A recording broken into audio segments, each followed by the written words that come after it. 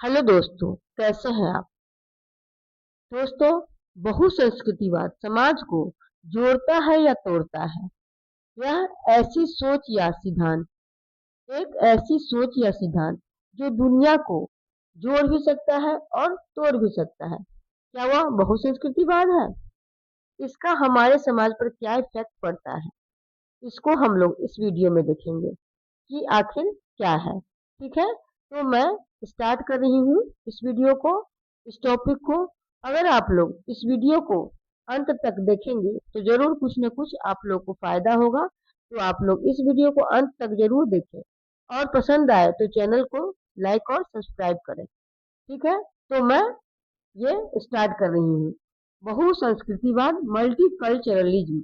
Okay, तो मैं introduction से ये स्टार्ट कर रही हूँ। ठीक है, बहुसंस्कृतिवाद से तात्पर्य है अनेक प्रकार की संस्कृतियां जो साथ साथ होते हुए भी वह अपना अलग अलग पहचान और अस्तित्व बनाए हुए हैं। बहुसंस्कृतिवाद का मतलब क्या होता है कि अनेक प्रकार की जो संस्कृतियां होती हैं, विभिन्न डिफरेंट डिफरेंट जो संस्कृतियां होती हैं, वो सभी एक साथ मिलकर रहते हैं। और उससे क्या होता है कि सबका अपना अलग अलग पहचान होता है और अलग अलग अस्तित्व होता है। तो ठीक है, जब सारे कल्चर मिलके जब एक साथ हो जाते हैं अपनी पहचान और अपने अस्तित्व के साथ, तो उसको हम लोग मल्टी कल्चरलिज्म या बहुसंस्कृतिवाद के नाम से जानते हैं। ठीक है, अब है बहुसंस्कृति शब्द दो शब्दों के मिलने से बना है। बहु बहु का अर्थ है अनेक और संस्कृति। ठीक है, तो अनेक, बहु का मतलब अनेक और संस्कृति का मतलब संस्कृति, तो अनेक संस्कृति। ठीक है, इस प्रकार बहुसंस्कृति में अनेक भिन्न भिन्न संस्कृति के लोगों के बीच घनिष्ठता का परिचय होता है। ठीक है, बहुसंस्कृतिवाद में देखा गया है कि डिफरेंट कल्चर होने के बाद भी लोगों के बीच में घनिष्ठ मित्रता का संबंध होता है। ठीक है, आगे क्या है, इसके अंतर्गत सभी अपनी संस्कृति से एक दूसरे को परस्पर प्रभावित करते हैं तथा उनके बीच सांस्कृतिक आदान प्रदान भी होता है। हाँ, अपने कल्चर से एक दूसरे को वाकिफ करवाते हैं, मतलब उसका नॉलेज दूसरे को देते हैं, एक दूसरे को और परिचय करवाते हैं और प्रभावित भी होते हैं। ठीक है, और सीखते भी हैं। ठीक है, तो इसके अंतर्गत ये होता है। आगे क्या है, नोबेल पुरस्कार करता। हाँ, अमर्त्य सेन, जिनको नोबेल पुरस्कार से नवाजा गया है, अमर्त्य सेन ने बहुसंस्कृति को दो अलग रूपों में देखा है। ठीक है, वह एक एक क्या है, जो विविधता को स्वयं एक मूल्य मानकर उसे बनाए रखने की बात करती है। एक बात ये हो गया, और दूसरी क्या है, तर्क करने तथा निर्णय लेने की स्वतंत्रता का समर्थन करती है। दूसरा ये हो गया। ठीक है, तो ये किनका कहना था, अमर्त्य सेन का था। अमर्त्य सेन दो अलग रूप दिखाए हैं, जिसमें एक था विविधता को स्वयं एक मूल्य मानकर उसे बनाए रखने की बात करते हैं। ठीक है, हाँ, विविधता जो है मल्टीकल्चरलिज्म, वो उसको एक मूल्य मानकर अपनाते हैं। ठीक है, और दूसरा तर्क है कि निर्णय लेने की स्वतंत्रता का समर्थन करते हैं। उसी में क्या है, जो अपना स्वेच्छा से निर्णय लेना है, तो उसका भी ये समर्थन करते हैं।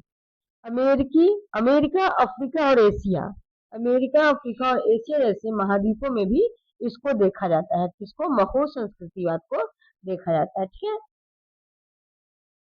देखिए कितने आसान भाषा में मैं आप लोग को समझा रही हूँ। अगर कोई प्रॉब्लम हो तो कमेंट में जरूर लिखिएगा कि मैम इस तरह से मुझे समझ में आ रहा है या फिर थोड़ा सा चेंजेस चाहिए, वो सब थोड़ा सा बता सकते हैं आप लोग कमेंट में, तो मैं उस तरह से कोशिश और करूंगी। वैसे तो मैं बहुत आसान भाषा में आप लोग को बता दी। ठीक है, आगे है बहुसंस्कृति के स्वरूप, प्रमुख स्वरूप। ठीक है, विश्व स्तर पर बहुसंस्कृति के तीन स्वरूप दिखाई देते हैं। ठीक है, तो अमेरिका, भारत और कनाडा। तो विश्व स्तर पर ये जो तीन कंट्री हैं, इसमें इसका बहुसंस्कृतिवाद की का स्वरूप दिखता है। ठीक है, ज्यादा मतलब जो इसी तीन देशों में ज्यादा इसको देखने को मिलता है। ठीक है, अमेरिका की खोज के बाद, अमेरिका की जब खोज हुई उसके बाद लोगों का अमेरिका में प्रवास आर्थिक प्रयोजन से हुआ। हाँ, जब अमेरिका का खोज हुआ उसके बाद बहुत सारे देश के लोग, जो छोटे छोटे कंट्री के लोग होंगे, वो ये रोजगार के लिए रोजगार के अवसर को तलाशने के लिए अमेरिका में गए, जहां उनको आर्थिक मतलब आर्थिक प्रयोजन मतलब वही हुआ, रोजगार के लिए गए जहां वो अपना कमाई हो सके, आर्थिक रूप से वो सशक्त हो सके, उसके लिए कहाँ गए, अमेरिका में गए, ठीक है। और दूसरा क्या है, भारत। हाँ, भारत में विभिन्न कारणों से अलग अलग समय पर भिन्न भिन्न धर्म संस्कृति के लोगों का आगमन हुआ। भारत में बहुत सारे जगहों से लोग आए और अपने अपने कारणों से आए, जिसमें धर्म और संस्कृति के लोग आए, जिसमें देखा गया है मुस्लिम समुदाय के लोग भी आए, हिंदू क्रिश्चियन लोग भी आए, सभी तरह के लोग आए, और बाद में ये लोग यहाँ स्थायी निवासी बन गए। बाद में ये लोग यहाँ अस्थायी रूप से रहने लगे, ठीक है। कनाडा, अब क्या है, तीसरा क्या है, कनाडा। कनाडा में अपने देश के विकास के लिए राजनीतिक स्तर पर नीतियों को बनाकर ऐसी सुविधाएं प्रदान की गई जिससे अन्य देश के नागरिक वहां आकर बसे। इस प्रकार कनाडा की बहुसंस्कृति का आधार राजनीतिक है। हाँ, तो इनका क्या था कि पॉलिटिकल रूप से ये अपना इस जो मल्टीकल्चर बहुसंस्कृति है उसको बढ़ावा दिए, कि उनको कुछ राजनीतिक बेनिफिट मिल सके, इसके लिए उन्होंने एक प्रावधान दिया कनाडा में, ठीक है। आगे क्या है, बहुसंस्कृतिवाद का ऐतिहासिक परिप्रेक्ष्य। ऐतिहासिक पृष्ठभूमि जो है बहुसंस्कृतिवाद का, ऐतिहासिक पृष्ठभूमि हम लोग देखते हैं कि इतिहास में इसका क्या था। हाँ, विल किमिली का बहुसंस्कृतिवाद के इतिहास को 3 अवस्थाओं में विभाजित करते हैं। ये विल किमिली का एक हाँ, बहुत संस्कृतिवाद के ऐतिहासिक परिप्रेक्ष्य, ठीक है। इसमें क्या है कि पॉलिटिकल थिंकर जो है विल किमिली का, वो उन्होंने क्या बहुसंस्कृतिवाद के इतिहास को 3 अवस्थाओं में विभाजित किया है, ठीक है। ये जो पॉलिटिकल थिंकर विल किमिली का है, उन्होंने इसको 3 भागों में विभाजित किया है। समुदायवाद के रूप में बहुसंस्कृतिवाद, ये पहला है, ठीक है। और भी 2 नीचे हैं, मैं अभी एक एक करके बता रही हूँ। पहला है समुदायवाद के रूप में बहुसंस्कृतिवाद, जो वर्ष 1989 से पहले के उदारवाद समुदायवादी वाद विवाद में बहुसंस्कृतिवादी लोगों को सांस्कृतिक समुदायों के सदस्यों के रूप में संगठित करने का प्रयास कर रहे थे और किसी तरह से सामूहिक अधिकारों की तलाश में थे। उदारवादियों का मानना था कि व्यक्ति नैतिक रूप से समुदाय से पहले है, ठीक है। क्या थे, उनका क्या कहना था, उदारवादियों का मानना था कि व्यक्ति नैतिक रूप से अगर देखा जाए तो समुदाय से पहले से है, इसीलिए उसे किसी परंपरा अथवा समाज के मानदंडों से सीमित नहीं किया जाना चाहिए, ठीक है। तो ये किनका कहना था, ये कि मिल्खा के समुदायवाद के रूप में जो समुदायवाद का कहना था, इनका बहुसंस्कृतिवाद के ये कहना था, ठीक है। और आगे का पॉइंट है उदारवादी ढांचे में बहुसंस्कृतिवाद। हाँ, किमिलिका का मानना है कि बहुसंस्कृतिवाद के विषय में अधिकांश बहस उदारवादी बहुसंख्यक एवं समुदायवादी अल्पसंख्यकों के बीच नहीं है, ठीक है। इनका क्या कहना है कि बहुसंस्कृतिवाद का जो विषय है वो उदारवादी बहुसंख्यक या समुदाय बहुसंख्यकों के बीच का बात नहीं है, बल्कि उदारवादियों में उदारवाद के अर्थ के संबंध में है। ये सब इन दोनों के अल्पसंख्यकों के बीच का नहीं है, बल्कि ये उदारवादियों ने अपना अर्थ के रूप में बनाया है, वो अपना उदारवादियों का ही ये मैटर है, ठीक है। और क्या है, राष्ट्र निर्माण को एक प्रक्रिया के रूप में बहुसंस्कृतिवाद। तीसरा क्या है, राष्ट्र निर्माण की एक प्रक्रिया के रूप में बहुसंस्कृतिवाद। हाँ, तो अगर सामान्य रूप से ऐसा माना गया है कि एक उदारवादी राज्य धर्म और जातीय सांस्कृतिक भिन्नता के प्रति तटस्थ होता है, तो इसका मतलब है कि राज्य का कोई आधिकारिक धर्म नहीं होता, इसलिए प्राथमिक स्थान के आधार पर इसकी कोई आधिकारिक संस्कृति भी नहीं हो सकती, ठीक है। तो क्या है, उदारवादियों का कहना है कि राज्य का धर्म और जातीय संस्कृति भिन्नता के प्रति तटस्थ होता है, ठीक है। राज्य क्या होता है, धर्म और जातीय संस्कृति में भिन्नता के प्रति तटस्थ होता है, हाँ, उसमें भी हर राज्य में देखा गया है कि अलग अलग धर्म के लोग होते हैं, अलग जाति के लोग होते हैं, जो जिनका संस्कृति अलग अलग होता है। तो इसमें ये राज्य में कोई हस्तक्षेप नहीं करेगा इसके लिए, ठीक है। इसका मतलब है राज्य का कोई आधिकारिक धर्म नहीं होता है। हाँ, इसमें क्या है कि कोई राज्य का आधिकारिक धर्म नहीं होता है, क्योंकि उसमें डिफरेंट लोग, जाति समुदाय के लोग रहते हैं। इसलिए प्राथमिक स्थान के आधार पर उसको कोई आधिकारिक संस्कृति के नाम से नहीं रख सकता, ठीक है। और आगे हैं बहुसंस्कृतिवाद पश्चिमी प्रतिमान, ठीक है। बहुसंस्कृतिवाद के पश्चिमी प्रतिमान, पश्चिमी में क्या देखा गया है इसके लिए। पश्चिमी प्रजातंत्रों में पाए जाने वाले 5 प्रकार के जातीय सांस्कृतिक समूहों को प्रतिक्रियाओं द्वारा किमिलिका बहुसंस्कृतिवाद के 5 समूहों की चर्चा करता है, जो इस प्रकार है। पश्चिमी मीन्स हमारे जो दूसरे देश हैं, अमेरिका है, कनाडा है, ब्रिटेन, ये सब पश्चिमी देश में आते हैं, इसलिए पश्चिमी का प्रतिमान कहा गया, ठीक है। अब है राष्ट्रीय अल्पसंख्यक। राष्ट्रीय अल्पसंख्यकों से किमिलिका का तात्पर्य है उन समूहों से है जो विद्यमान राज्य से जुड़ने से पूर्व ही असंगठित, संगठित एवं कार्यरत थे, जो 2 श्रेणियों में विभाजित थे, उपराज्यीय राष्ट्र और देशज राष्ट्र, ठीक है। उपराज्य का राष्ट्र था और देश वाले राष्ट्र थे, ठीक है। और दूसरा है अप्रवासी समूह और अप्रवासी समूह। अप्रवासी और अप्रवासी समूह वे समूह जिन्होंने अपनी मातृभूमि त्याग दी और अधिकतर आर्थिक कारणों से तथा राजनीतिक कारणों से दूसरे समाज में उत्प्रवाह कर रहे थे, ठीक है, वो अप्रवासी है, ठीक है। अपना किसी भी कारण से अपने घर को, समाज को, देश को त्याग के दूसरे देश में रहने लगे, आर्थिक कारण से या फिर राजनीतिक कारणों से, तो वो अप्रवासी कहते हैं, ठीक है।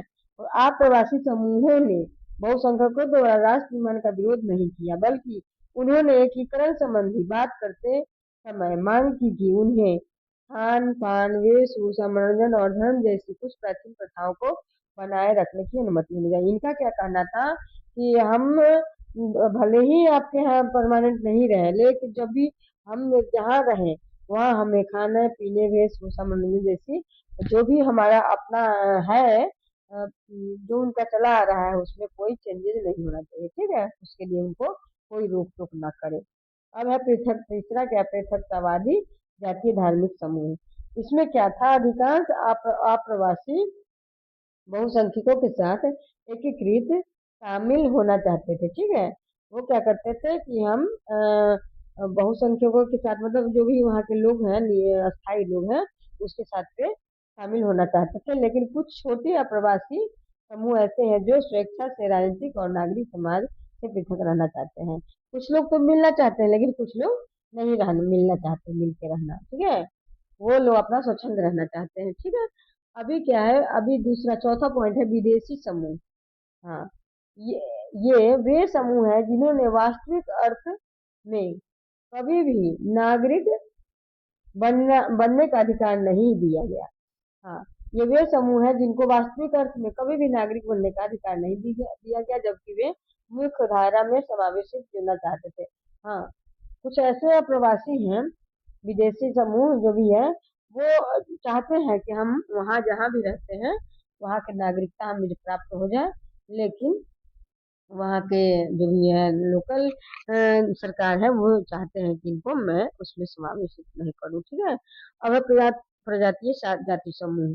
हाँ, दीर्घकालीन निवासियों, ज्यादा जो ज्यादा दिन से हैं, दीर्घकालीन निवासी हैं, कोई भी समूह राष्ट्र की सदस्यता से बहिष्कृत नहीं रहता, जैसे कि विदेशी अथवा प्रजातीय जाति समूह। जो बहुत दिन से रह गए हैं, सालों सालों से, 10 साल 20 साल से, वो उनको क्या है, उन समूह को राष्ट्र की सदस्यता से बहिष्कृत नहीं किया जा सकता, ठीक है। ये विदेशी अथवा प्रजातीय जाति समूह में ये आते हैं, ठीक है। आगे है बहुसंस्कृतिवाद सैद्धांतिक पक्ष। बहुसंस्कृतिवाद के सैद्धांतिक पक्ष में क्या है, बहुसंस्कृतिवादी सांस्कृतिक समानता का समर्थन करते हैं। क्या करते हैं, बहुसंस्कृतिवादी सांस्कृतिक समानता का समर्थन करते हैं।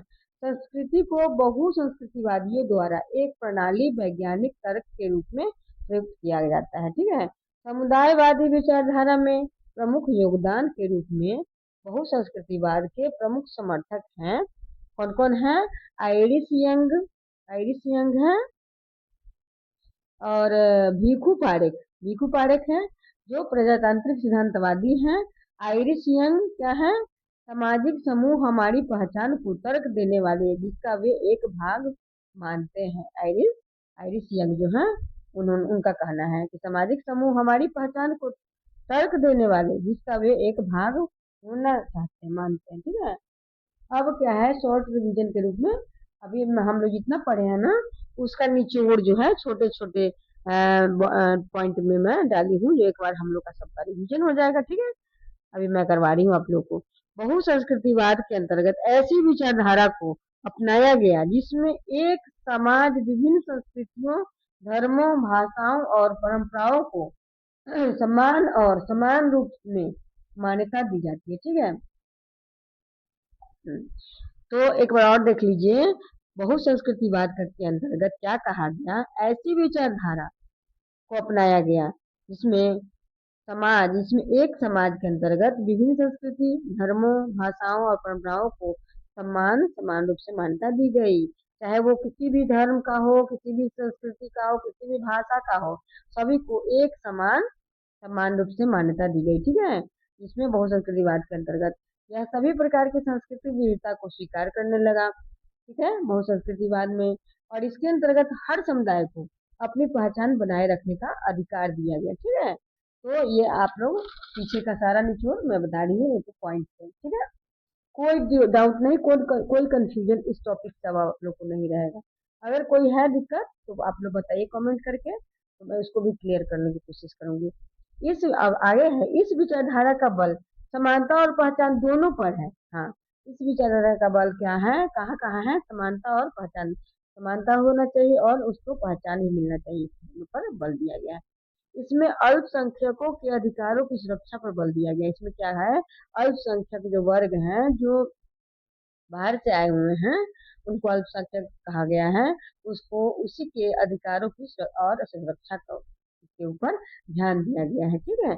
बहुसंस्कृतिवादी विचारधारा लोकतंत्र को मजबूत करता है, और कहा गया है कि बहुसंस्कृतिवादी जो विचारधारा है वो लोकतंत्र को मजबूत करता है, बल देता है। ठीक है। तो ये पॉजिटिव थिंक हो गया। अब प्रमुख विचारक कौन है? Charles Taylor. चार्ल्स टेलर का क्या है? मान्यता का सिद्धांत। उनका क्या था सिद्धांत? मान्यता का सिद्धांत था। विल किमिलिका जो हम लोग पीछे पढ़े हैं, उनका क्या था धारणा? समूह आधारित अधिकार था। उनका क्या था? समूह आधारित था। चार्ल्स टेलर मान्यता देना चाहते थे उनको, अप्रवासियों को, और ये अधिकार देना, सभी समूहों का अधिकार की बात करती थी। ठीक है।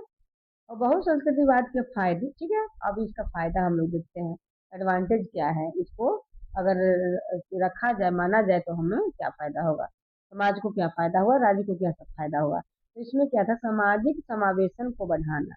हाँ, इसमें क्या होगा कि हमारा समाज होगा, उसमें समावेशन बढ़ने लगेगा। सभी एक दूसरे को कल्चर जानेंगे, उसका रहन सहन जानेंगे, एक दूसरे का हेल्प करेंगे। तो इसमें क्या होगा कि मैत्री प्रेम और बढ़ेगा इसमें। और दूसरा क्या है, इससे सांस्कृतिक संघर्ष कम हो जाएगा। ठीक है। क्योंकि एक दूसरे में घुल मिल जाएंगे तो एक दूसरे का कल्चर भी समझ जाएंगे, तो इसमें संघर्ष की बात होगी ही नहीं। और इसका सबसे अधिक फायदा, लोकतंत्र मजबूत होगा, क्योंकि जहाँ प्रेम होगा, भाईचारा होगा, वहाँ लोकतंत्र मजबूत होगा। ठीक है। अब क्या है, हाँ, जहाँ फायदा है वहाँ कुछ डिसएडवांटेज भी देखा गया। जहाँ एडवांटेज होगा डिसएडवांटेज भी होगा।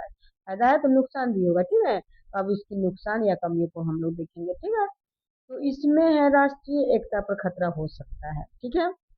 अगर इनकेस अगर सभी धर्म के लोग एक साथ रहेंगे, सभी कल्चर के, तो सबको अपना अपना, भाई मेरा कल्चर है, मेरा भाषा है, मेरा धर्म है, तो हो सकता है कि अगर बीच में ईगो आ जाए तो यहाँ खतरा भी हो सकता है राष्ट्रीय एकता के ऊपर। ठीक है। और अगला है पहचान की राजनीति बढ़ने का खतरा। हाँ, अभी क्या होगा कि सबका अपना अपना पहचान अगर मानने लगे कि मेरा पहचान है, तो उसमें भी राजनीति के ऊपर खतरा मंडराने लगेगा। इसको कंट्रोल करना मुश्किल हो जाएगा। अलगाववाद को बढ़ावा देना। हाँ, अब क्या है कि इसमें अगर नहीं एक दूसरे को समझा, नहीं प्रेम से रहा, तो यहाँ अलगाववाद की स्थिति आ जाएगी, तो इससे भी खतरा होगा। ठीक है। तो इसमें क्या है कि अलगाववाद को बढ़ावा देने की बात हो जाएगी। अब आगे जो मेन है important MCQ UGC net set level का, ठीक है। तो हम लोग अब एमसीक्यू करवाती हूँ मैं, आप लोग कीजिए और आंसर को कमेंट में जरूर दीजिए। तो मैं स्टार्ट कर रही हूँ। क्वेश्चन नंबर 1, बहुसंस्कृति किससे संबंधित है? बहुसंस्कृति जो है किससे संबंधित है? राजनीतिक सत्ता, सांस्कृतिक विविधता, आर्थिक समानता या औद्योगिकरण। ठीक है, ये 4 पॉइंट है। इसका आंसर आप लोग कमेंट में दीजिए, बिना आंसर देखे कमेंट में दीजिए कि बहुसंस्कृति किससे संबंधित। थोड़ा दिमाग कॉमन सेंस लगाइए क्योंकि पूरा चैप्टर हम लोग पढ़ चुके हैं, ठीक है। राजनीतिक सत्ता होगा, सांस्कृतिक विविधता होगा, आर्थिक समानता या औद्योगिक। ठीक है, तो आप लोग दीजिए और मैं आंसर बता रही हूँ, ठीक है। तो इसका आंसर बहुसंस्कृति है, तो अभी हम लोग सांस्कृतिक विविधता की बात पढ़े हैं, यही आंसर होगा, ऑप्शन बी। ठीक है, आगे देखते हैं कि बहुसंस्कृतिवाद का प्रयोग किस रूप में किया जाता है? बहुसंस्कृतिवाद का प्रयोग किस रूप में किया जाता है? वर्णनात्मक, मानकीकृत, हाँ, केवल ए मतलब केवल या तो वर्णनात्मक होगा या फिर दोनों होगा, ठीक है। तो ए बी सी डी है, अब बताइए दोनों का क्या होगा? तो इसका आंसर होगा दोनों, बी, ए और बी, वर्णनात्मक और मानकीकृत दोनों होगा, ठीक है। क्वेश्चन नंबर 3, बहुसंस्कृतिवाद के अंतर्गत समूह की पहचान परंपरागत साधन कौन सा है? बहुसंस्कृतिवाद के अंतर्गत समूह की पहचान का परंपरागत साधन कौन सा है? धर्म, समाज, समाज की मान्यता या समूह, ठीक है। तो बहुसंस्कृतिवाद में क्या कहा गया है? परंपरागत रूप से साधन क्या है? धर्म भी है, समाज भी है, समाज की मान्यताएं भी है और ये सभी है। ये सभी मिलके बहुसंस्कृतिवाद के अंतर्गत यही मानना था बहुसंस्कृतिवादियों का, ये सभी साधन है, ठीक है। तो आंसर इसका डी होगा। अभी आगे क्या है? मान्यता की अवधारणा किसने दी है? मान्यता की अवधारणा किसने दी है? चार्ल्स टेलर, मार्क्स, गांधी और रॉल्स।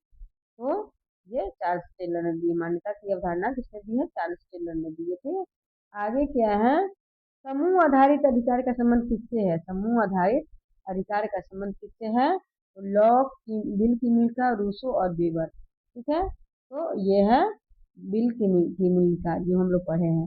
और छठा क्वेश्चन क्या है? बहुसंस्कृतिवाद किनके अधिकारों पर विशेष बल देता है? तो ये देता है अल्पसंख्यक समूह पर, जिसे हम लोग पढ़ चुके हैं, ठीक है। तो अभी लास्ट क्वेश्चन है। ये आज का टॉपिक लंबा हो गया, लेकिन आप लोग जरूर पढ़िए, इसको देखिएगा, छोड़िएगा बिल्कुल नहीं, आप ही का फायदा है, ठीक है। इनमें से कौन बहुसंस्कृतिवाद की दोष या कमियां हैं? तो यह समानता बढ़ाता है या विविधता को स्वीकार करता है, इससे राष्ट्रीय एकता कमजोर हो सकती है या लोकतंत्र को मजबूत करता है। दोष में या कमियां क्या है? इसमें राष्ट्रीय एकता पर कमजोर हो सकती है, इसमें राष्ट्रीय एकता कमजोर हो भी सकती है, लोकतंत्र कमजोर हो सकता है, तो हम लोग पीछे पड़ चुके हैं। अगर अगर आप लोग को वीडियो मेरा पसंद आया, मेरा पढ़ाने का तरीका पसंद आया, तो आप लोग मेरे चैनल को जरूर सब्सक्राइब कीजिए, लाइक कीजिए और मेरे चैनल पर बने रहिए। धन्यवाद।